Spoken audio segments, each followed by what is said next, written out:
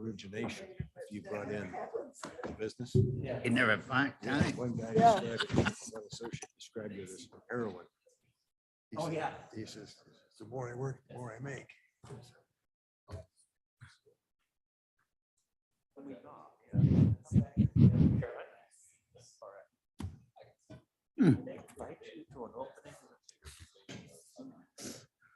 Hi, Jarrett. Hey, how you doing? Good.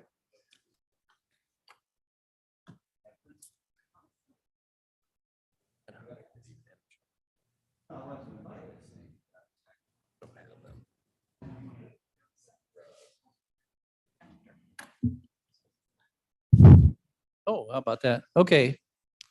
Are we rounding it up here? You are full of hot air. We knew that already.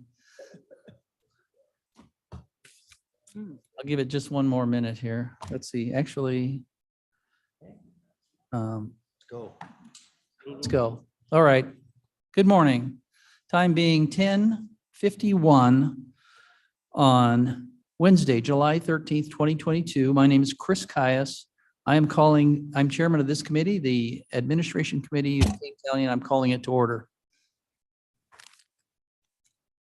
We have roll call, please. Martin, Martin present. Berman's here. Davis, We got in. Davis here. Ford, Present. Froz, Gums, Comes here. Pura, Shepro, Show it to you. Caius. You have a. Caius quorum. present. You have a quorum. We have a quorum. We're going to do this thing then. And to start out here as a surprise, not to take much time, but to do this very quickly, I would like on the behalf, can you hear me with this microphone? On behalf of the, what are we, Administration Committee, I'd like to present to Mr. Roger Fonstock a certificate of appreciation presented on July 1st. It's a little delayed. Kane County does, in recognition of 20 years of loyal, conscientious service as a member of the Information Technology Department and much, much more, as we all know. I'd like to present you this certificate of appreciation, sir. All right. Oh, here, here. Yay.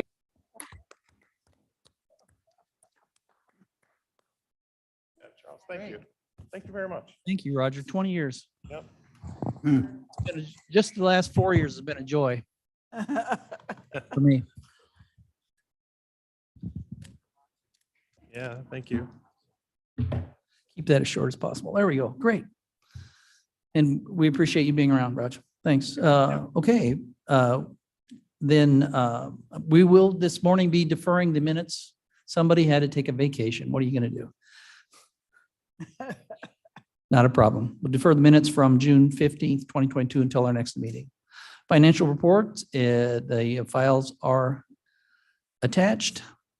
Is there any public comment? Anyone online or in the meet room that'd like to make a public comment? Hearing none, seeing none. I don't think we have anybody that signed up. Facilities management. Item A, Executive Director's report, and that would be, again, you, Mr. Fonstock, our Executive Director, Interim Executive Director. Thank you.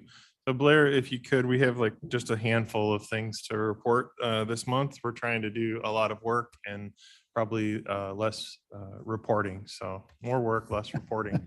I'm going to get Blair to pull that up. We're going to briefly, go over the financials. There's nothing really too terribly different about the financials. We're still in good fiscal shape as far as our current position. We're 7 months into the fiscal year, so you only have a short 5 months left. And if you try to do all of your financial stuff basically before the end of November, you're going to do most of it by October. So we only have about 3 or 4 months of actual work season. So we're going to, hopefully you can see this. I don't know, it's a little bit hard to see. What you will notice is down in the lower right of this, there's a percentage used budgetless year-to-date transactions. And there's percentages out to the right. And the ones that I notice or the ones that I worry about are the repairs and maintenance of vehicles, the buildings and grounds, they're hovering in the 55%, 47%. Different repairs at different times in the year make that expense be higher early in the year or higher later in the year. Depends on the time when the repairs occur. The good news is that if you look at the overall, we should be somewhere around 60% of the year, and we're at somewhere around 45, 46%. So we're still in good shape overall. We just have some line items that are over due to, unprecedented repairs that have happened. We've had some repairs with boilers, some other repairs with fire hydrants, electric, plumbing, those types of repairs. So I just wanted to point that out. Overall, we're still within budget, actually under budget, and we're still working through the remainder of the year, which obviously, unforeseen, unknown repairs have a tendency to catch up with you. So we're just trying to watch it as we go through the year, make sure that we're keeping the committee informed. The next portion of this, again, is utilities, and you have the sewer and water. I would point out, we did get a recent bill from Constellation Energy, which is the gas provider. And I would tell you that we did see the reflected new rates, which the rate did go up considerably, and we're working on the budget right now to address that. I mean, it's nearly, not quite 200% increase over what we had in the past. So it's a considerable amount. I'm going to try and put some information together to show the trends year to year, or maybe month to month, so we can watch that, because I think that's going to be important to keep track of how that looks. And then we've been talking with Ms. Wolnick and the Energy and Environment, and how she's going to present in a minute about life cycle costing, but some of that plays into how do you use your energy, and are you tracking, energy consumption as you buy these new major mechanical systems. And I'm hoping that we can work with them to try to buy, major mechanical systems, major building components that improve our bottom line, but are also more friendly to the environment. We understand that. We appreciate that. We want to do that. But at the same time, we also want to see how it affects our use of gas and electricity. And if we're watching it month to month, and we buy these major mechanical systems that are more efficient, and we're projecting or predicting cost savings, we want to see it in the bills. So we would want to be looking at that. And also not just the bills, but the metered usage. So those are the things that we're going to be talking about. And I think it's encouraging. It's a good thing. It's nothing that we're concerned about. So moving on, I guess, does anybody have any questions about the finances? It's a pretty brief report on where we're at. Did you say energy was going to go up 200%? Well, we did the negotiating and that kind of the pricing and the agreements with Constellation Energy to buy this from the supplier energy. Yeah. And I can't remember where we were at, but it was nearly double for the energy costs. I haven't compared the supplier fees and the supplier charges, but I don't know that those changed significantly, but they may have changed some. So getting into the bills to see, where did they effectually change on us? But we did see the energy costs. Sounds like we need another solar field. All right, yeah. There we go. We need some, Out of order, you go in energy and environment. Okay. Next. Yes, sir. Staffing and hiring. I have some good news.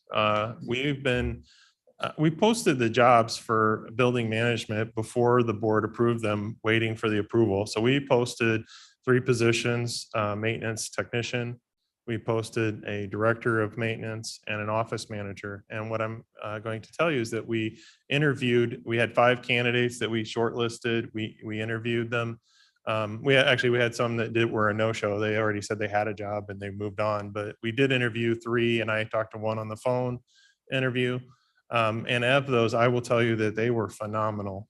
We got really good candidates, which was great. So one of the candidates as the maintenance director is accepted the offer and will be starting August 8th. This person comes with about 30 years of heating and air conditioning and major mechanical experience. They have like the refrigeration licensing, and they've done commercial buildings, school buildings, They currently are coming to us from one of the school districts. So we're excited about that. We're looking forward to that. I've been talking with the staff. We're planning a large departmental meeting to discuss how we're organizing this. That'll be after the maintenance director starts. The other offer was an offer of employment to have a position for the director in building management that would handle the office management and the oversight of the office. In the process of interviewing the candidates that we had, one person stood out, and I was interviewing with Charles Lasky and myself. We were talking about how this person could fit in and handle, the department and the office management at a high level and help us with managing the business of the department. And we felt that it was important to do this now while we have the candidate. So we discussed with Chairman Caius the proposition of bringing this person on. We made the offer, they accepted it. We're going to be working on paperwork to adjust the office manager title to reflect what we're trying to do with this position. They're going to be in a more of a director role. They're going to be helping us run the department. I will tell you that the person comes to us, they're currently a facilities director for a children's hospital. And they have environment of care, OSHA and EPA credentials, which are really good for building management. And I think that'll be a big help to us. The person has a engineering background. They, I believe, were in the operators engineers as a union foreman at one point in time in their history, long time ago. And they also were a building management director for one of the major universities in Chicago, managed about 5 million square feet of buildings for them for about 10 years. So we're excited. We got 2 people that are going to come in. I think they'll make a huge difference in what we're trying to do with the buildings. I think they're very professional and personable people. I think that we're going to, once we have our meeting internally, we're going to bring them around to the office holders, department heads, try to get the introductions. But I think it'll be a very good start on getting a handle on building maintenance, building management, the programs that we have to run.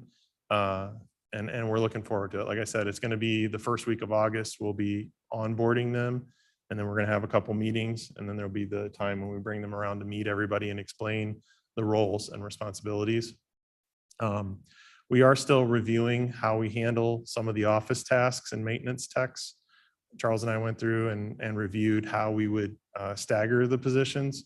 And what we're talking about doing is having like maintenance tech level 1, level 2, level 3, and having, different pay grades and a high, medium, low type of status. And that would prepare us for having steps and grades, or having kind of structured pay for maintenance, which right now it's all over the place.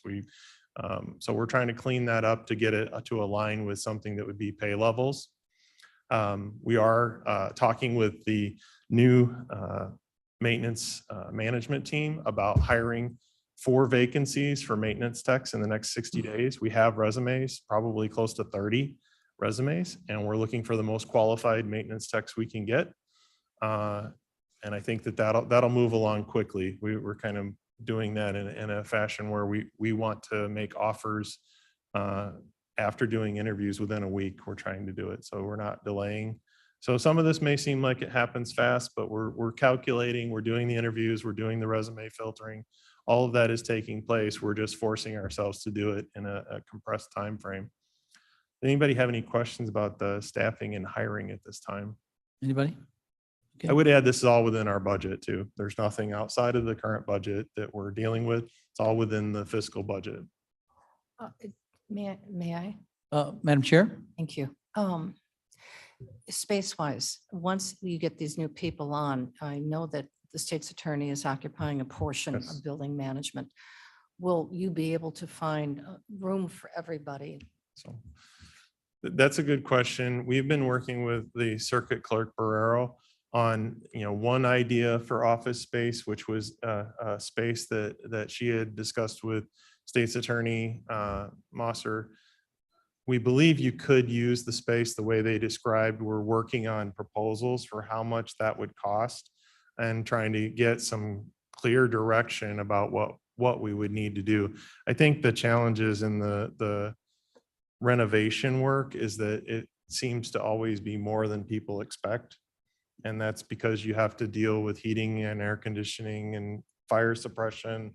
And they want firewalls and, different types of security for their spaces. So, initially it was, let's just move them into this space. And then when you get all the requirements, the price starts going up and up and up. And people start getting, a little bit more reluctant because that's not within their budget. I think that the diversion group, the team, had a certain amount of money that they could spend on office space.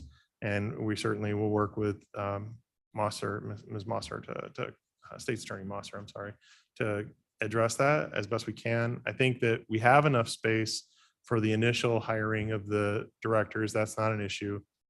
And the maintenance. The maintenance techs, we are going to be moving some of them back to other campuses and offices that we have either here or at the 3rd Street Courthouse. We do have some space that we're going to use for some of the maintenance people on this campus. We've kind of, Charles and myself, we've already taken care of that. That'll free up a little bit of space, but we will be a little bit tight if we get all 4 maintenance techs. We'll be struggling, and we do need to move beyond the temporary solution that we have for the state's attorneys now. That's actually something that is on our radar that has to be addressed. So I'm hoping that the new leadership team can help us with coming up with even better ideas on how to move them around. I think that'll be an important first step as well. And these aren't additional positions, so they will. They're existing positions, but because of the deferred hiring and lack of hiring, Charles and I went through the entire payroll position control for all of the building management in the last week. We're working on the budget, and what we found is that they, had a lot of positions that seemed to have just kind of sat and been unattended to or not been filled. And it could just be relics from times when they had different titles or something, but we cleaned that up and we restructured it in those 3 levels, and we classified everybody in those levels based on their current pay. And when we get the new team together, we're going to talk about, who's in which grade, who's, a lead kind of technician, and try to rework the existing staff and the new hires into that structure. We think that we'll be somewhere around 12 technicians for 1 million square feet when we're done. And that's not too far outside of normal operations for maintenance ratios. 100,000 square feet to 1 technician is actually kind of on the high end. But if you add in the supervisor and the director, your ratio looks pretty good. You're at about 80,000 square feet to a person. So we're trying to get close to 75,000 is what I was looking at. Great. Any other questions on that topic? Are there janitors? So there are underneath there are 2 Madam Bates. custodial janitors in each group. So 4, and there's 2 vacancies right now, which we're discussing how those are going to be handled. That 80,000 gets divided up amongst 4 janitors? We have custodial janitorial services under contract with Peterson Cleaning. The county has a $1.2 million contract for cleaning their buildings. Okay. Yeah. All right. And then that's the majority of the cleaning is done by Peterson Cleaning. And then we have, if you're here and you say, hey, I want all these chairs moved or I move these tables, we try to get maintenance custodial to move them because our janitors are cleaning. They're not doing those kind of one-off. We don't have as many. Okay. Okay. Thank you. Next. Next, item. okay, let's move. So action items, these are just an overview of what we're doing. We've talked about some of these. We're going to have a building management department meeting and an overview. We're going to sit all the people down and describe the organization, go through our expectations, and then we're going to go through these priorities. So it's no secret to us. We need to hire maintenance technicians. That's kind of one of our top priorities. And then we're going to be looking at the preventative maintenance schedules and systems. We're going to continue that. We've been looking at them. We're also looking at the service request system. How do they track the tickets? How do they track the requests? And how do we measure what's going on? That's going to be a subject at the meeting. We've talked to both of the new people that are coming in and the existing team. I think everybody agrees we need to get that settled, and we need to either use the current system or move on to a new system. So that'll be a priority. The building automation system that controls all the heating and air conditioning, when it's cold in here, who knows? How do they know? And what do they do about it? I think that's going to be something where we look at it And the discussion has been how proactive can we be? We should have set points and we should have some variances, but we should be alerted or know what the variances are. And if we need additional thermostats or temperatures to be able to see that, we should be doing that. So we know what the temperatures are, not, arbitrarily setting the temperature somewhere and then, oh, well, they're freezing and they're hot. So we're working on that. Good. Yeah, vote for that. We have that in a lot of buildings, these old buildings, the thermostat's not where you want the average set temperature. So some of it might be moving thermostats. We might have to look at some other air handlers and other, mixing types of air handlers. So reviewing all of our documentation and how they handle policy or procedures for things, that's going to be a part of the new management team. And then measurements, we're going to talk about that with the help desk or the service desk. How do we measure things? How do we measure preventative maintenance? How do we measure the tickets that we're receiving by office, by department, by requester, by the mechanical system? How are we keeping track? And then the last thing that Charles and I were talking about is how do you define and identify critical systems? And these are the things that you can't miss on. They're the things that have to run. They have to be maintained to a certain level. And how do you get the correct contractual services tied to the maintenance schedule and review of those systems? So some of these might be the major mechanicals for boilers and chillers. Those are usually the critical items. We've talked with energy and environment and water resources about the water systems, water softeners, water heaters, water lines, valves, those types of things. They're part of the environment where people live. And we have custodial care at the juvenile center and at the adult center. When they're in our care, we have some special responsibilities. And I think that's going to be part of the critical systems that we need to pay close attention to. So if anybody has any questions about those action items, the next item is capital. And we do have Jason Dwyer from White here, but we'll get into capital. So these are the capital projects that we're working on, and Jason has a couple of updates as well. We have been working the last 4 weeks to try and get through these to get more substantial progress, which is basically where are we at with the bids, the documents to bid, to go out and get the pricing so we can actually award and do the work or to contract the work. But unfortunately, we're still planning. We received one of the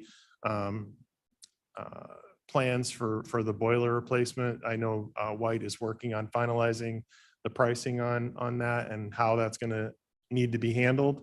It needs to be expedited because we obviously have lead times for winter, and we don't want to get into certain temporary solutions that would cost us additional money. So if we can get the stuff ordered, get it here, get it installed, I think that would be effectually the best thing we could do. And we're going to bring that in and discuss it. It will probably end up being some type of an emergency purchase just because of the timelines and avoiding the delays of committee processes and the some of the extended bidding processes that go on. So we're working on that. We'll keep everyone apprised of the boiler replacement. We discussed it last meeting and kind of revealed what all had happened. So we're not going to rehash that. We're going to go straight to what does it take to fix it, and the costs associated with that.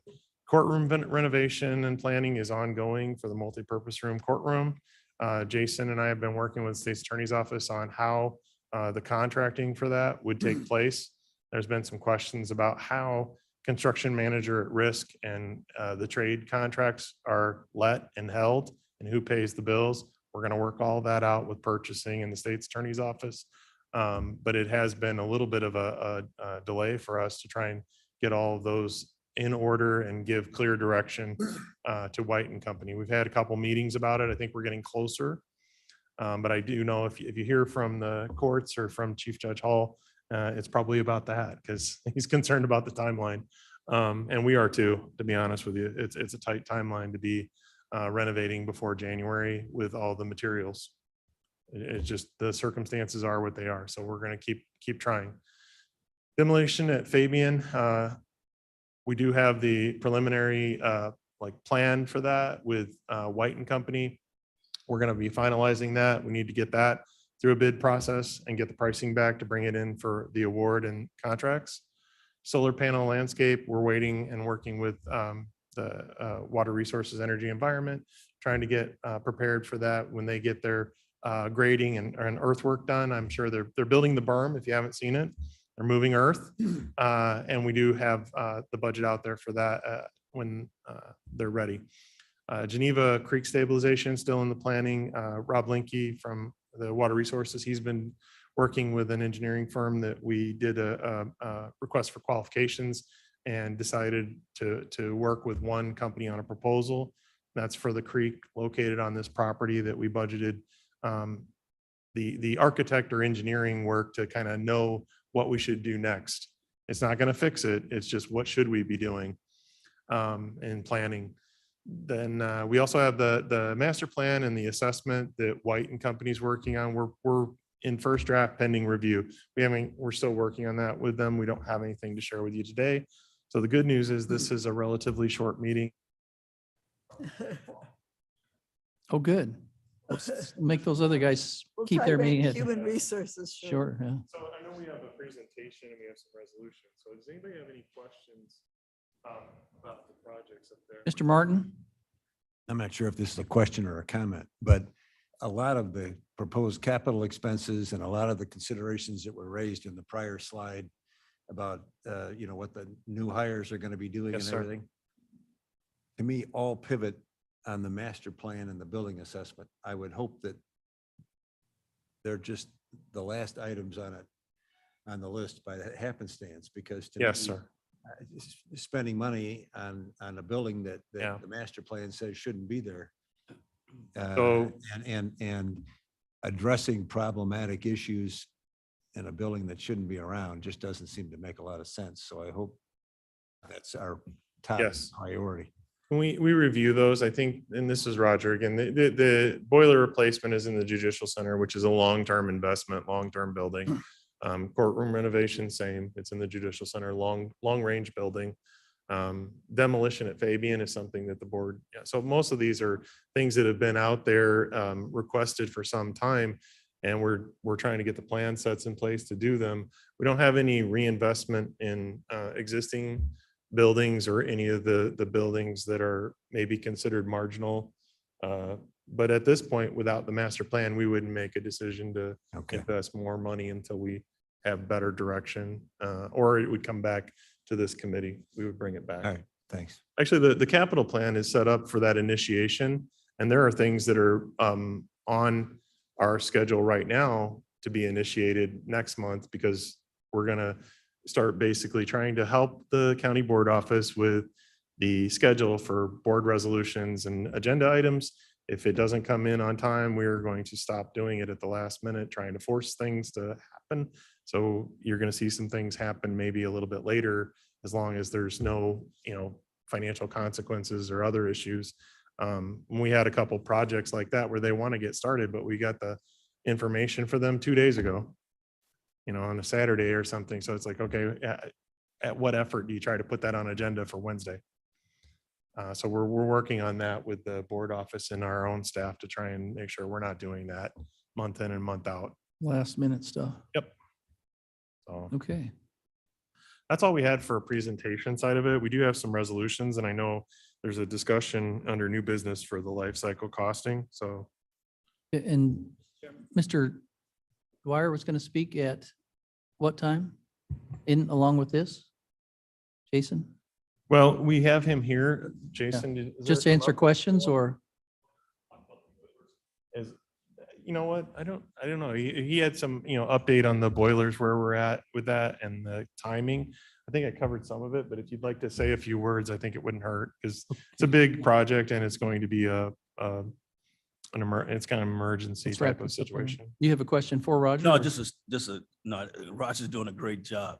Just at one time, we should get a chart that laid out all the projects. Yes. Where they were in percentage wise and things like Yep. that. If we could get that chart back at some time, I know you got 1,000 other things you're doing, but that would just be helpful.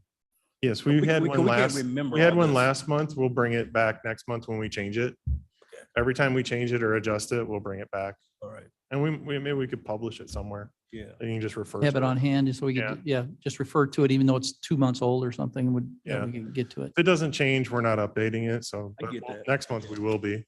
Yeah. All right. Okay. And Mr. Martin? And to that point, I'm always concerned about the Route 38 campus.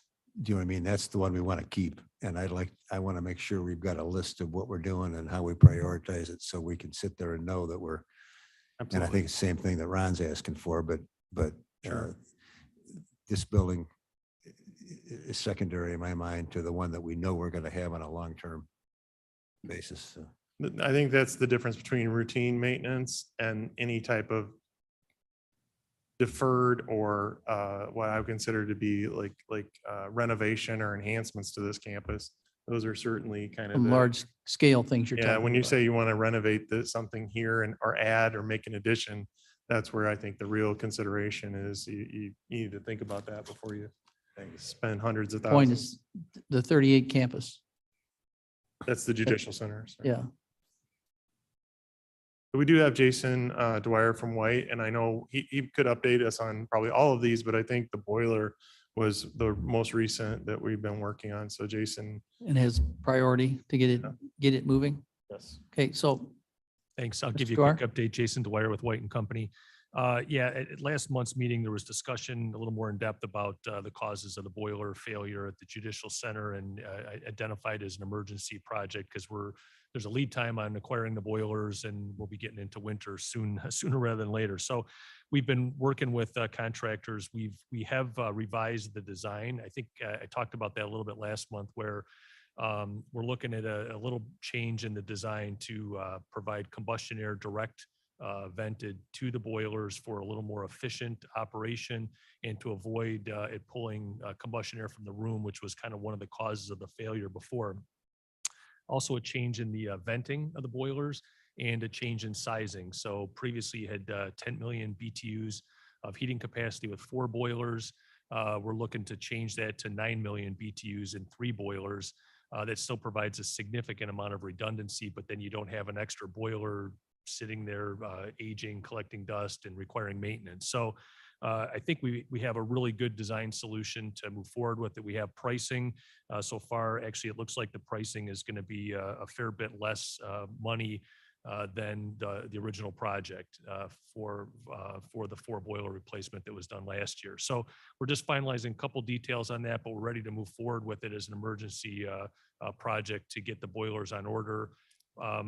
You don't know until you place the order for the boilers, but we're probably looking at 8 to 10 weeks lead time for the equipment. So that would put the work being installed somewhere in late September timeframe, which is still workable. The contractor would swap out the boilers one at a time so that you still have ongoing heating capacity with the existing boilers, even in their challenged state. And then I'm thinking probably about 2 to 3 weeks for the changeover timeframe on the project. So I think everything's in good shape to move that project forward.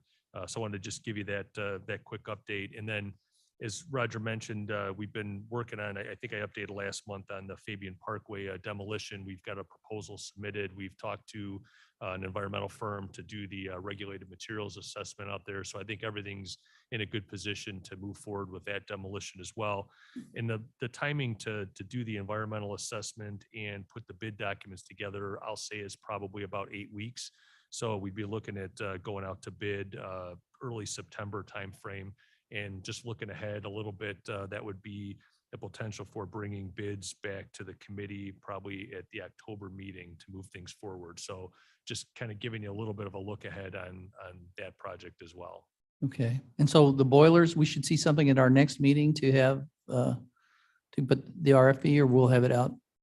I think we'll have the actual contract and Okay. it might be an emergency where you're approving of through the chairman's office that we order all the equipment Okay. as opposed to doing the full cycle of trying. If we can hit the committee structure, we'll hit executive committee. Okay, And my goal would be to try to get it on exec and next county board, okay. not later and try to hit a Want to whole delay full- it, yeah. Yeah, so you'll see it in admin. It might be after the fact. Okay. Yes. Okay, as long as, it's going. Okay, is that do it then? That's all I had unless Thanks, you have any Jason. questions for me. No, you've been here long enough, probably. Thank you. Assuming you don't have any questions. Anybody else? No? Okay. Are we making sure this doesn't happen again?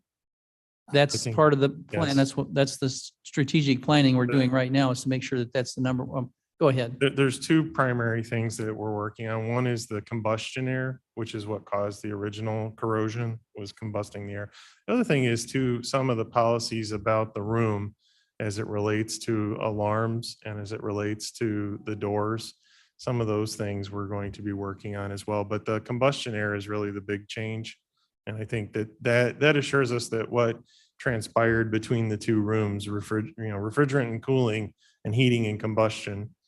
And I think there's some other high efficiency furnace doesn't require some of the types of flue and exhaust that maybe we had in the past. And the high efficiency obviously is designed to put the heat into the boiler, not to exhaust it. So the changing of the flue structure and how that works, I think will be an improvement as well. But obviously watching the alarm sensors that are in the room and the policy to keep certain doors shut to contain the air in certain spaces, those are, and those will be The flue part of system this. should make it almost foolproof for that same, to repeat that, correct? Because it would be. taking That's the different air. goal, yes. Yeah, We didn't want to try and put them in without changing substantially how they're engineered. because we don't want to rely on having a door closed that someone Yes. could leave open. Potentially. Okay. Anything else? Just two resolutions that are under item 6. Okay, resolution A, then I'll just read that. I'll entertain a motion to authorize a lease for dark fiber with Memorex, Metronex, Yes, sir. Metronet. Thank you, sorry. Motion Gums will by, move. Davis second. I'm sorry, Gums and Davis. Yep. Great. Okay, then So this proceed. is a lease with Metronet that the county would lease 4 fibers. And they're for this particular location, the government center, to connect us to the county's fiber. And I believe we're trying to catch up to it over at Fabian, Charles. And the price is incredibly favorable. They're going to lease us the fibers for $8,000 a year. But because we're doing this for a 3-year period or a 3-year term, we brought the resolution forward to authorize the agreement for the 3 years at $8,000 a year. So the total value of the 3-year contract is $24,000. There is an option to renew it at the end of the 3-year term. The other thing I would add is that we looked at the cost of constructing this or leasing this from other vendors. We had at least 3 proposals plus a 4th construction proposal that we did for ourselves. And this was the most optimal and least expensive way to do this. It will provide us with a redundant capability to this campus that we're looking for, besides the current fiber and the current wireless connection. So this will give us another leased hardwired connection into this campus. This campus is unique. It's hard to get fiber into. There's train tracks on that side. There's a river on that side. There's houses on this side and state highway that has no right of way left in front of us. So this is a great opportunity for us. The price is incredible for what we're getting. And we're encouraging the board to approve of it. Okay, any questions? Hearing none, seeing none. Roll call, please. Berman, Yes. Davis. Davis, There we go. Davis, yes. Ford, Stupid mute button. Bras, Gums, Gums, yes. Martin, Martin, yes. Bias. Caius, yes. Yes. Motion passes. Resolution B, authorizing an agreement with Tyler Technologies for enterprise law enforcement software and services. Moved by Gums will move. Berman, second by Gums. So this is an agreement to add additional licensing to our existing license with Tyler for enterprise law enforcement. This will provide certain employees, sheriff, and also it does court services probation officers with a mobile application so that they can actually look up records in the field from a mobile device. And the sheriff brought this to us wanting to extend that for the safety and information purposes of people that are in court services. So we worked with him and we've identified various funds within the public safety sales tax and our software budget. We believe this is within budget and we can accommodate them. So the cost of implementing it is $24,700. And the ongoing expense or maintenance is $5,187. That ongoing expense is annual, so it just goes on year to year at $5,187. But because of the recurring expense, we wanted a board resolution authorizing the expenses. And we will plan to budget the maintenance with the other Tyler Public Safety software maintenance in the sales tax money that we pay the current software maintenance out of. So we're recommending approval for the software that the sheriff's requesting. Okay. Any questions for Mr. Fonstock? Hearing none, seeing none. Roll call, please. Berman, Berman, yes. Davis, Davis, yes. Ford, Ford, yes. Gums, Gums, yes. Martin, Yes. Caius. Thanks. Caius, yes. Okay, items, then that's our two resolutions there, right? Okay, anything on Mill Creek? No updates? No update. Okay, and vehicles, I don't see any listed. None. You know, okay, where's the use of property? I don't see that on here. We had a late request for use of property that we did not put on here and Oh, that's right. I wanted to discuss that. I don't know if you want to do that under, A new business? Can we do it under new okay, business? we'll do We'll that. do it under new business. That's just an authorization to use our property here for a special event. Yes, we had the form sent to us last We'll cover it night. in the- Okay, we'll discuss that under new business if that's okay. Yes, sir. And then we'll move on here to a new business and we'll do life cycle and then other new business that we have to do. And that's Jody Wolnick. Yes, thank you for having me here today. This information was originally presented at the May E&E Committee, and Chairman Caius asked us to come to this committee and do an update on the life cycle costs. So I will, Blair, if you can pull up the slide, that'd be great. I just wanted to start off with a short video for anyone not familiar with life cycle costing. While this is in reference to a water system, it's a great overview of what life cycle costing is. I believe that anyone that is online is going to need to click on the link and watch it independently, but Blair will broadcast the video for the boardroom. Yeah, let me just jump in real quick. A little earlier, I did put the link into the chat for Zoom. So if you are online, we will not be playing the video for you. We will play it in the boardroom, but feel free to do the video on your own while we are showing it here. We will also have the sound muted here in the boardroom during this time.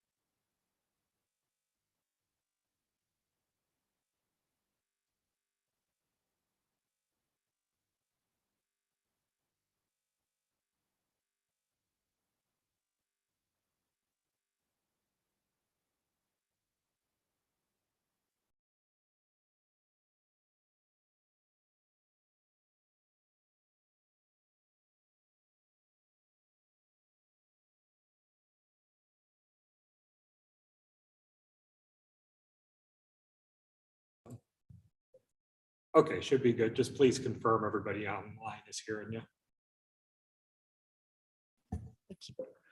Can I click through, Blair? Yeah, give it a shot. There we go. So important in the video, it's a great overview. It considers the entire ownership of the equipment that we're purchasing, specifically looking at a lot of our assets that we have on the building management side.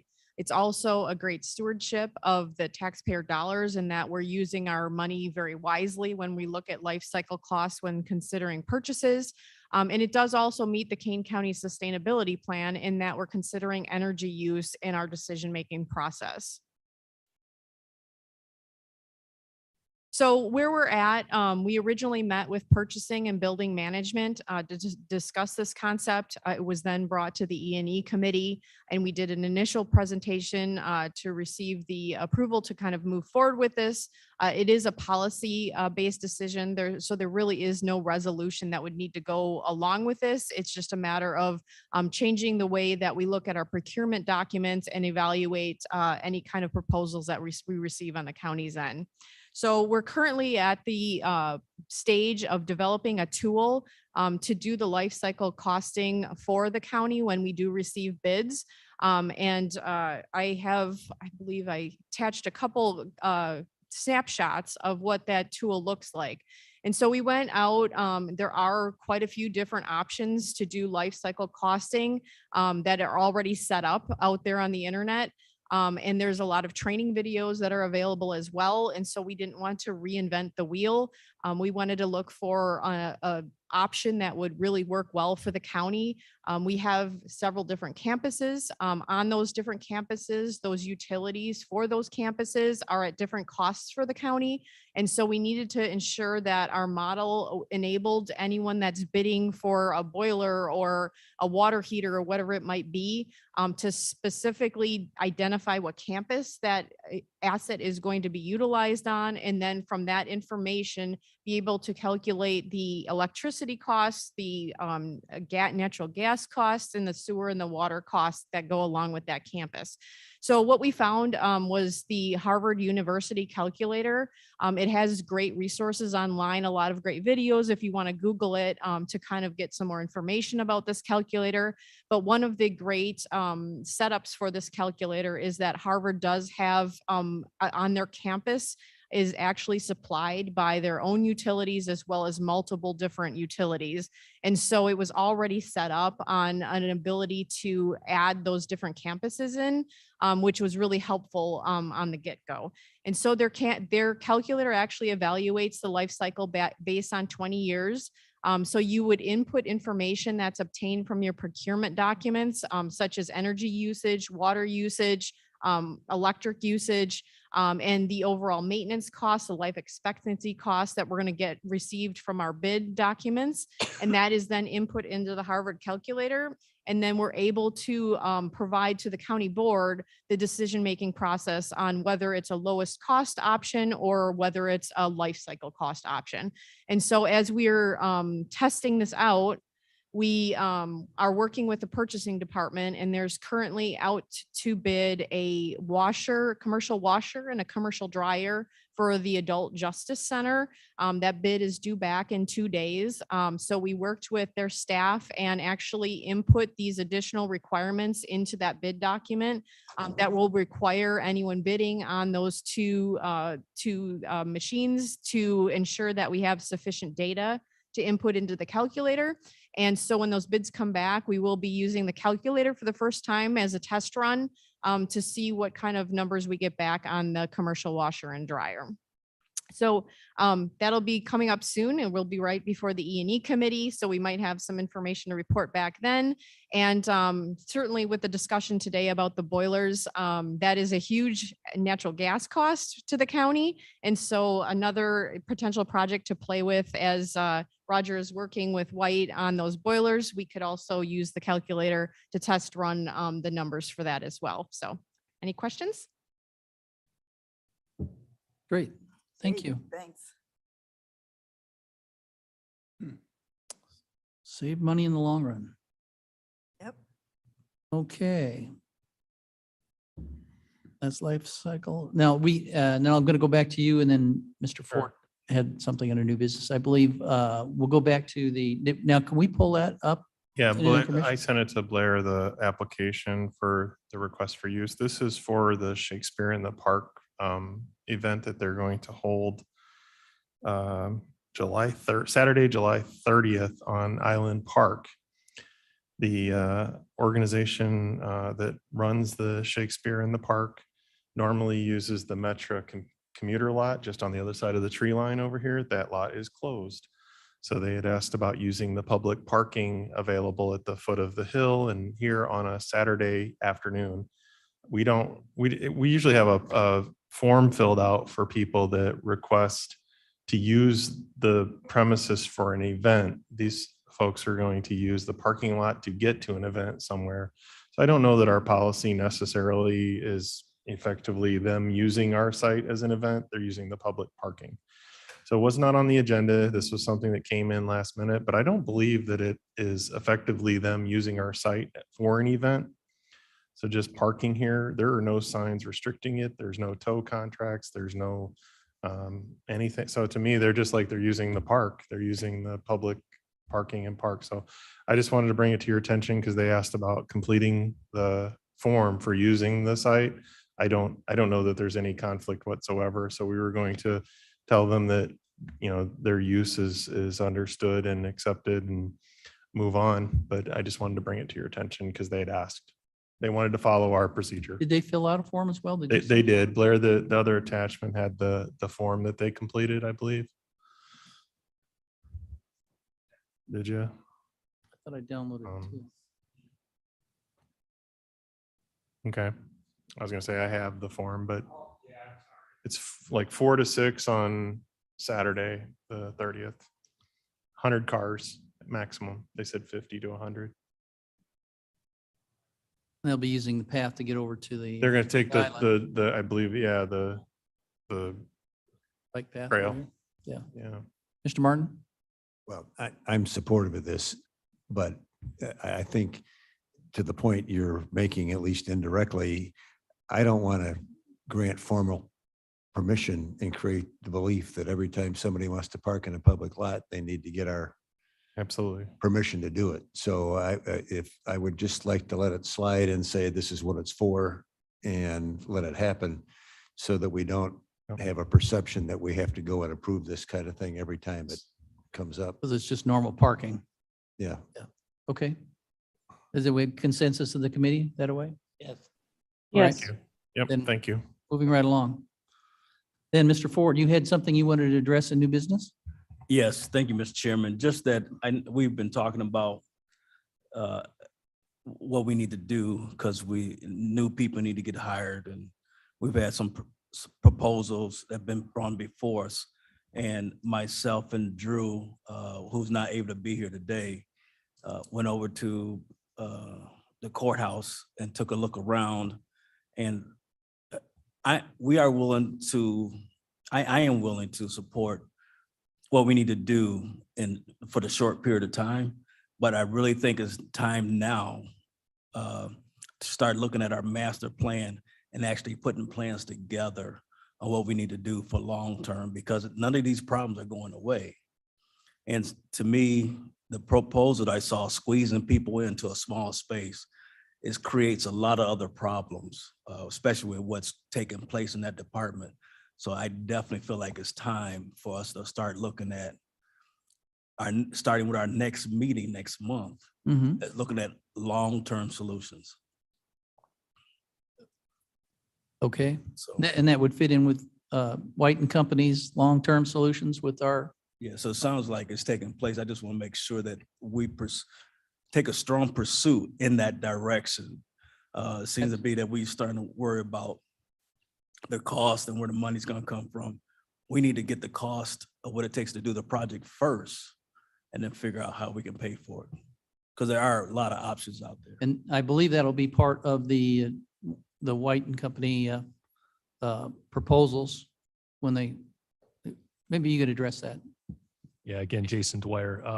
Yeah, if it pleases the committee, I mean, we could do an update maybe at next month's meeting that kind of summarizes the needs. What we had talked about, I think maybe 2 months ago, was as we were finalizing the space needs assessment, then it was an exercise in prioritizing what was most important to move forward in terms of framing up specific capital projects to address the long-term needs. So if you'd like, I could try to do a presentation for next month's meeting to talk about that in a little bit more detail to keep things moving forward on that. And that's something that we're doing as well, along with our long-term planning. right? Correct. Yeah. So This the is work, just like an update then? yeah. So the work we've been doing on the space needs assessment and the physical conditions assessment is the precursor for then, identifying capital projects to address those long-term needs. Okay. So it's consistent with the work we're already working on. So when we do our projects next month, then you'll have a short presentation? Yes. Does that sound like It is, and won't hopefully. slow it- down anything Yes, by okay. doing extra reports, but If I can, I know we're not here to design projects, but yeah, the one thing that concerns me is that our people who work over there in the courthouse, our state's attorney people, they seem to go in the same building, same access as the people who go into court. And that's a safety concern for me. We got where they park at is not exclusive. It's wide open. And the judges park in the back, but yet it takes nothing to get there. So security, to me, with everything that's been going on, is a big problem. I do believe it's time for a parking deck. I think we can put a extra space on top of the parking deck and have a great access, security access into the building for our people. well, I'm not sure how that fits into the long-range plan. I'm assuming that with the building, well, we got like so many moving parts with the safety act coming up, and that's all building into our long-range plans. Yeah, so the specifics of the Safety Act and some of the requirements for staff and all that, that's all being contemplated as part of the needs projection. And then as it relates to parking, certainly if the county chose to move forward with additional facility expansion out there, and as we project additional staff or visitors to the facility, parking is something we would also be addressing as part of the master plan. There were those that have been on the board for a number of years know that there was some additional considerations years ago for parking structures as needed at the property. So all that would be revisited in the master plan process. Sounds good. I'm pretty sure that's where we're going. Yes, Madam Chair? I'll be very efficient, quick. And I've already talked to some of you about it, but I would just want to make sure everyone is aware. Several weeks ago, a very hot day, I was coming up from the lower parking lot and there was a elderly woman with a walker who wanted to have her senior property tax exemption reviewed. She was, can you imagine, 95+ degrees, hot summer day, walking up that ramp. She was pale. I thought she was going to faint. I asked her if she needed assistance, which she absolutely did. I assisted her to go up to the top floor of Building C. Now, I would suggest that all of you get a walker or a cane and do this exercise. When you're getting close to 90 years old and the temperature is 95, very few wayfinding signs, very little available parking. She was confused by that. Trying to get into that building with a wheelchair or a walker when the concrete sidewalk is broken, the curb is broken, the access for a wheelchair ramp is narrow. You walk into the building and it's not, you don't have to bump it, you have to push the door open. Then you have to make an exact left to get in there. So you're going in the door, make a quick left. If you have a large wheelchair, electric wheelchair, it's going to be more problematic. Going into a very narrow hallway, mind, I'm seeing this all through her eyes. Find the elevator, crowded hallway, go into the elevator. The elevator button is not on the outside wall, it's in the interior wall on the door jamb. She could not find it. I found it for her, escorted her upstairs to the 3rd floor. Doors open up and what do I see? I see a table and chair, 4 chairs and a round table directly in front of the elevator. Again, if you have a wheelchair, you can't get out. So I got her in. I asked for help for her. She needed water. Who else was up there? 3 or 4 other women in the same state. My question is, why is it that we have such an important thing as public service, access for our seniors, access for our citizens on the top floor of an unmanageable building? So I've talked to Roger about this. I'm hoping that the clerk's office is going to be accessible for this, particularly during the time when we do the senior exemptions. During this walk up the hill, the poor lady was saying, why does Kane County treat its seniors so badly? And it about broke my heart. So we will not treat our seniors with disrespect. We'll make sure going forward that we can work appropriately to have our public service offices accessible to them so that it's easy and there's staff there to support them. Because we will all be in her condition if we're lucky. And I want to make sure that they're well taken care of. Absolutely. Thank you, Madam Chairman. Just one. Mr. Ford? Thank you, Madam Chair. Just to piggyback on there, if anyone get a chance to look at what are the qualifications for handicap accessibility, and it doesn't, age does make a great difference, but no matter what, there's people in situations at all ages. And I don't think we have one access, one bathroom, one space in any of our buildings that meet the requirements In these buildings? in you're these saying? buildings, Okay. not Well, one. that's something we certainly should address. Clerk's office? I believe. Oh, good deal.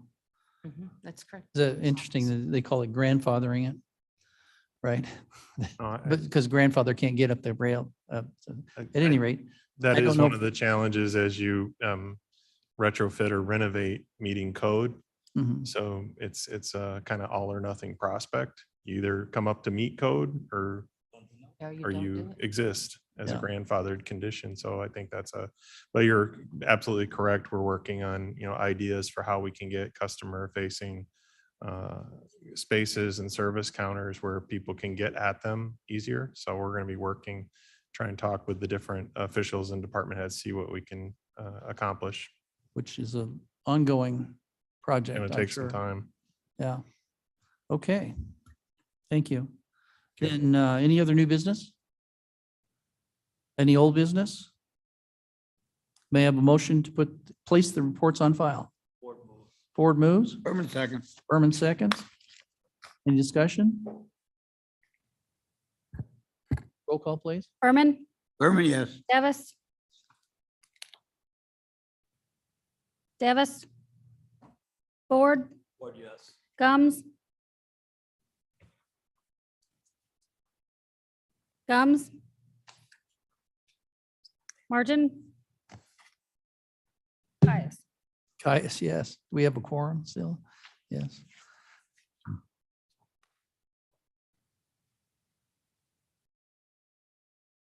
Yes. Okay, motion passes. 1, 2, Gotta go executive. 3. No gums? Ford? Can we count? Piron? Davis, yes. Oh, Davis, yes. Okay. Thank you. Sorry. You All righty, yeah. Give us a couple more minutes, Mark. Okay. Motion passes. Executive session.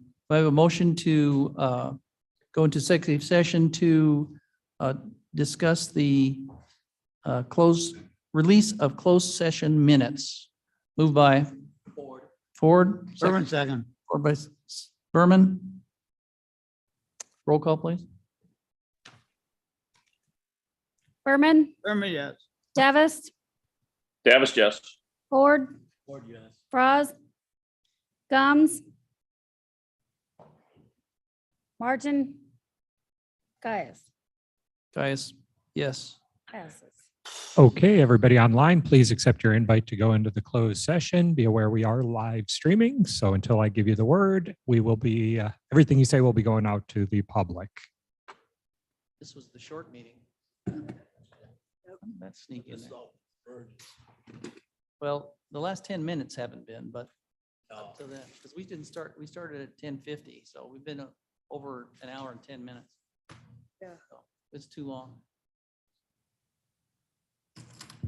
What do you mean? I'm gonna blame that little old lady that was. Thank coming you, thank you, upstairs. thank you.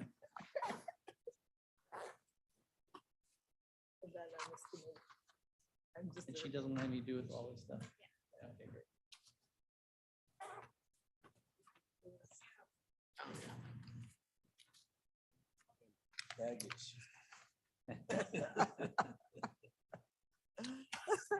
For those- I'm still waiting for a couple of folks to accept the invite for the closed session. for those That questions, was a pun. It was a good one. when you ask those questions early in the meeting, remember they come back to bite you. Yep. Make sure you want to ask them. Okay, is there anybody currently hearing my voice that feels they should be in the closed session?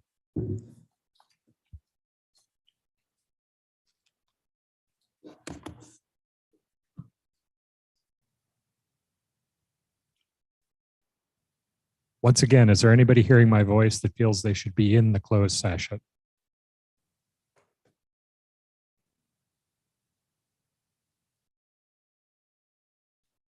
No yawning.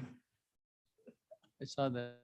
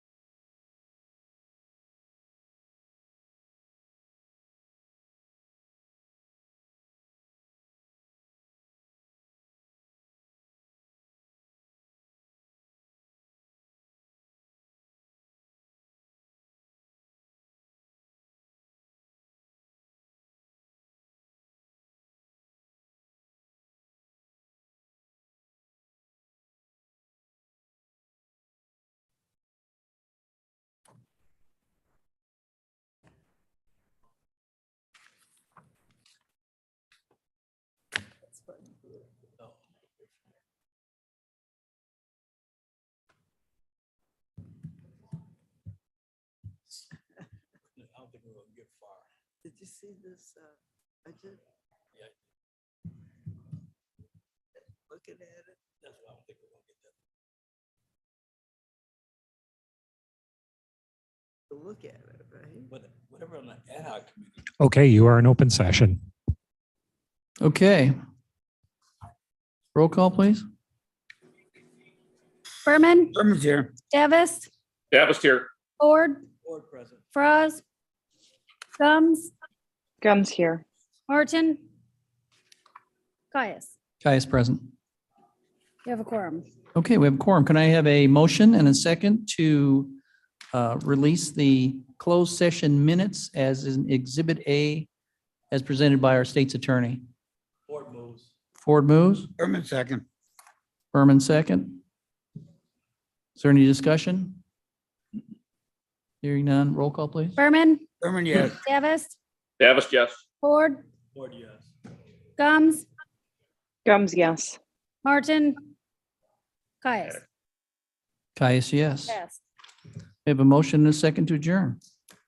Board Berman second. Ford moves, Berman seconds. All in favor? Aye. Aye. Bye. Thank you. Until